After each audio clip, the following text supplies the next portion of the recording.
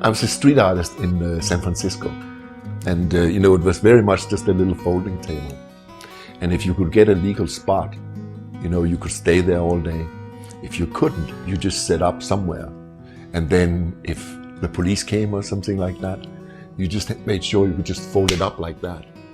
And I ran into some enamelists and fell in love with the brilliance of the colors. I mean, I always loved colors, but the brilliance of the enamels just caught me.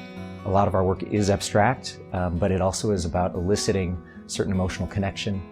It's about bringing together color, which has such a dramatic impact on us, and integrating that with form, and throwing in a little bit of the unexpected. So the advantage of it in glass is that the oxides are insulated from oxygen in the air, and therefore it's completely permanent. Whereas, you know, canvases eventually and stuff like that will deteriorate. So for some reason I also like that idea that if you do it this way, it can sit there for thousands of years and it'll look just the same. My strength is really with the relationship of forms and shapes and the balance when things are just right. That's where a lot of my personal satisfaction comes in the work I do.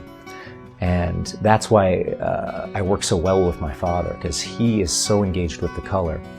And between the two of us, I think we really kind of bring the form and the color together in a way that feels just right.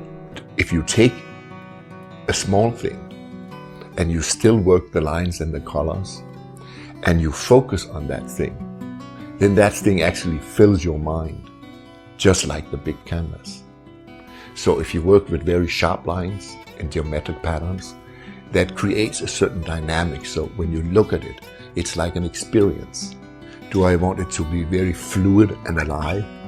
And then there's color, and colors also have dynamics.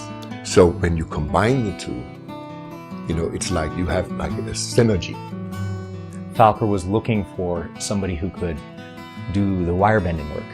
I don't even know if he knew how meticulous I was with my homework. It was one of the issues. I would spend way too long doing my homework because I felt like everything needed to be just so. I know what feeling I want from this particular piece. And then I work the lines because they have to be just so. You're working very small.